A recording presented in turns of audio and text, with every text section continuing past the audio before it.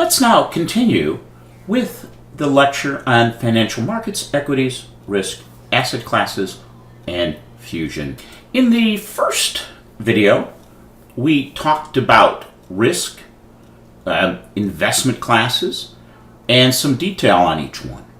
What I'd like to do now is dive a little deeper into equities. When we look at this chart, and this is covers a period from 1926 to 2018, and what we see is here's inflation. So that if we go back to 26, a dollar here would be $14 today. That's the impact of inflation over time. The next asset class is treasury bills, and those are short-term obligations of the government. They have minimal price variation, price movement volatility, because they are short-term. And as you can see, it outbeat inflation once it was even with inflation until we got to about 1978-80. And then it has exceeded inflation, and that we would have had a positive return of $7 over inflation. When we look at government bonds, those are longer term, we see that it would be worth 142. We take large stocks, large cap stocks, market cap, we'd have 7,030. Small caps over that period would have produced a return of 11.8. So what we can see over a historical period of time, equities outperformed every asset class. Okay, and this is where the time comes in when you're looking at risk over time. Is that when we see volatility and there's ups and downs, but over time it moves forward, we see treasury bills and fixed income have less spikes and more stable. But the return isn't there. This is that risk reward. So over a period of time, if you're thinking of at your age retiring, planning for retirement, your 401k should be in stocks because they perform over a long period of time significantly better. That's chart 1. Chart 2, if we look at the periods with a loss, if we look on a 1-year basis, we can see that 73% of the past 1926 to 2018, past 90 years, that 73% of the years had gains, 27% have losses. We look at it on a 5-year basis, 87% of the time we have losses, 5-year annualized returns. And if we look at 15-year annualized returns, over that 15-year period, over 90 years, we're 100% positive over 15. So, and when we see a lot of it was in the 30s that pulled it down. This was the Great Recession right in here. So this again is showing us that over time, equities produce a greater return. And it's this time factor that makes a difference. And again, we see the reduction of risk over time. Okay, so that we see in a 1-year holding period, there's a much greater in small stocks return risk, up and down. But over time, it narrows. Same thing with large stocks, with equities, and with treasury bills. So the risk is reduced over time, and that's why we look for a time horizon. And we realize that there are risks. It will go. Sometimes it'll be up in a year, sometimes it'll be down, and we know that. But if we're investing for the long term, and remember the difference between trading and investing, this is where we need to be. Now, we can't necessarily pick winners or losers, and this chart shows us between 2004 and year-to-date in 2019 that different asset classes, breaking it down into types of stocks, small, large, international, emerging, etc., there's different return, that different ones have been on the top over time. So again, this is to show us that while some years one category is high and the others aren't, that by spreading and diversifying our risk, we will produce a better return than in one category alone. So when we look at that, we start to say, well, how do we manage a portfolio? Okay, a pile of money, if you will. And every asset has a level of risk and volatility. If you have one asset, your risk is concentrated. So if you had just one of these asset classes and it had a bad year, you had a bad year. But if they're blended all together, you're going to have less risk. Okay? And that's not putting all your eggs in one basket. Not one asset class having the majority, having a balance. Diversification is the act of investing in a variety of assets rather than just one or two similar assets.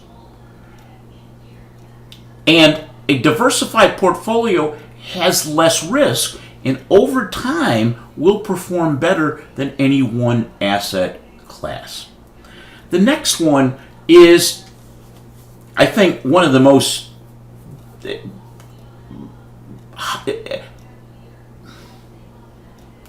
this chart is one that, when I first saw it, surprised me. And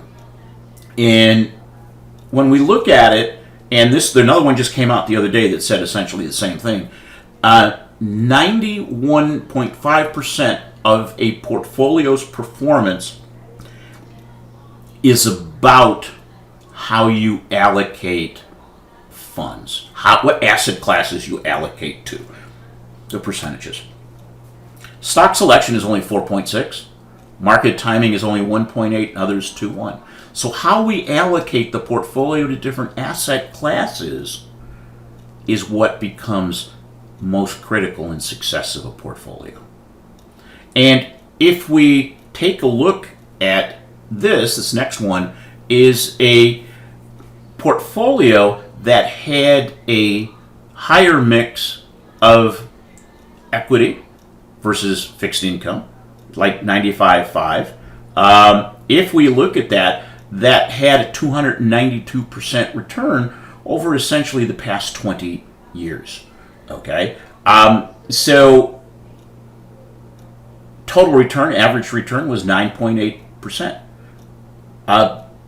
Moderate total return, which is a 60-40 blend, had 257% return, and a conservative of 80-20 over 10 years produced 177. But if we look at this on a 10-year basis, 80-20 produced 4.4, 7.5, 9.8. The risk is measured by the standard deviation around the mean. So there was less volatility here, and grows as we're going. But this is the risk and the return. But if you're looking at this for retirement and creating wealth, it's really in this aggressive or close to aggressive that's going to produce for you the best. So we look at this risk return. Yes, the risk is better, but the return is better, but the risk is greater. But over time, it benefits us. So you say, well, how do we decide all this? Yada blah. But there's a point of view. Short term versus long term. Corporate America today is primarily focused on quarterly results. What did we do in the quarter?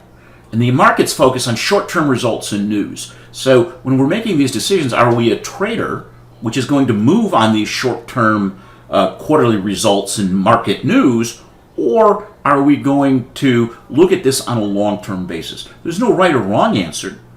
But when we go back and look at some of the charts, we do see, though, over time, that equities really produce an outstanding return.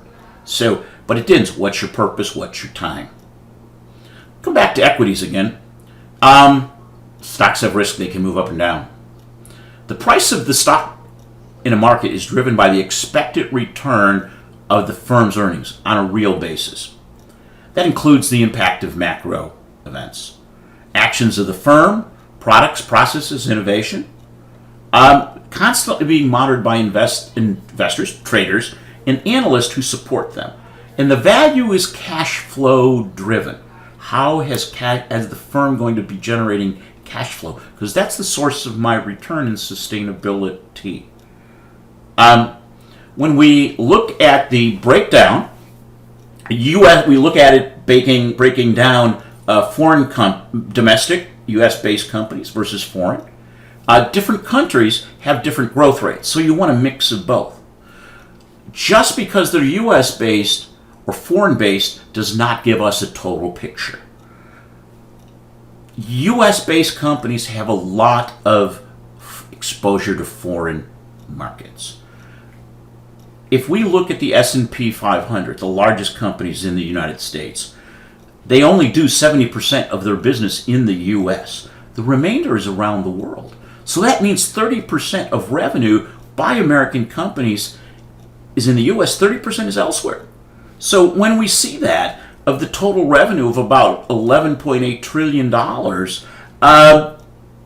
only $9 trillion of it is in the U.S. So they have exposure. So they're foreign there.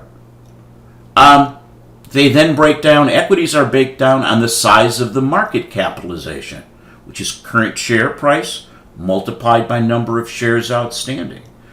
Share price can be found in the Wall Street Journal, and the number of shares from 10K.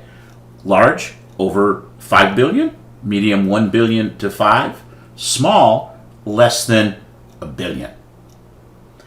And when we look at this, the whole U.S. market, as of June 28th, we can see that 83% of the market capitalization is S&P 500. 500 companies account for 83% of the total market, so it's very concentrated. So when you work your way down, we see that mid-cap, small, and all others, micro, is not that big.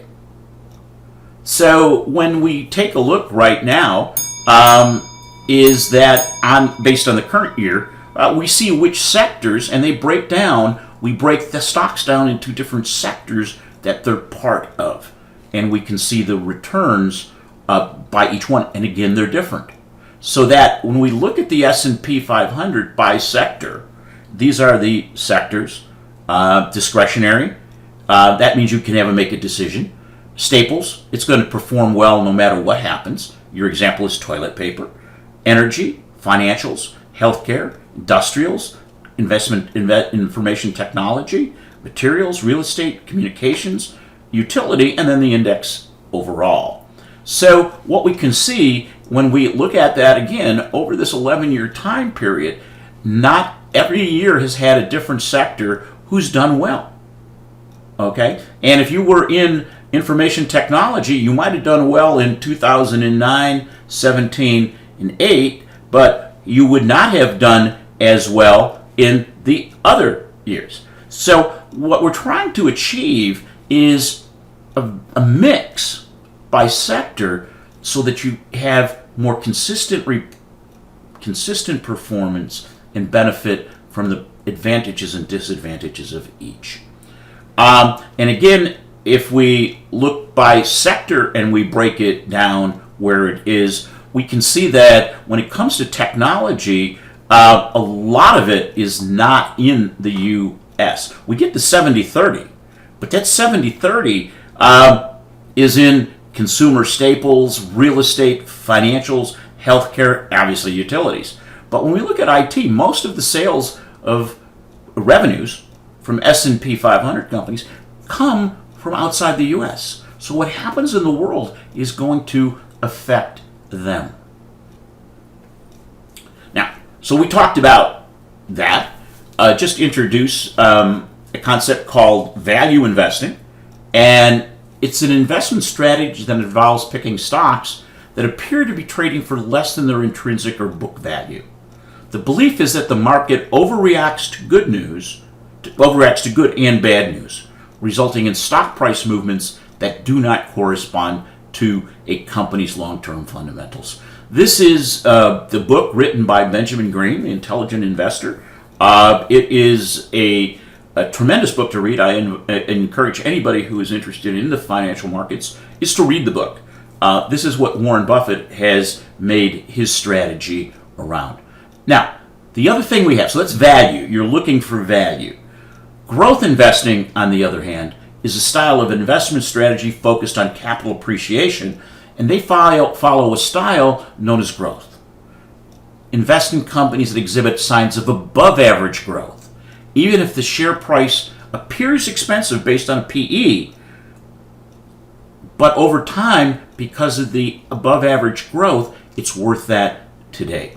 And we look at this chart, and this is value, and we look at growth. There's something in the middle that sort of, I would say it defines many investors, including myself, is it's growth at a reasonable price. I want growth. I'm not going to focus on value. Just because a company may be undervalued doesn't mean it's going to grow because of technology, because of new products and markets. So there's this middle piece here called growth at reasonable prices.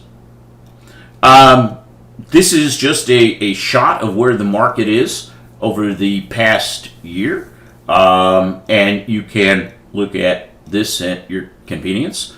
But this just tells us where we are at a point in time, and we can see variation all over the place. So that ends number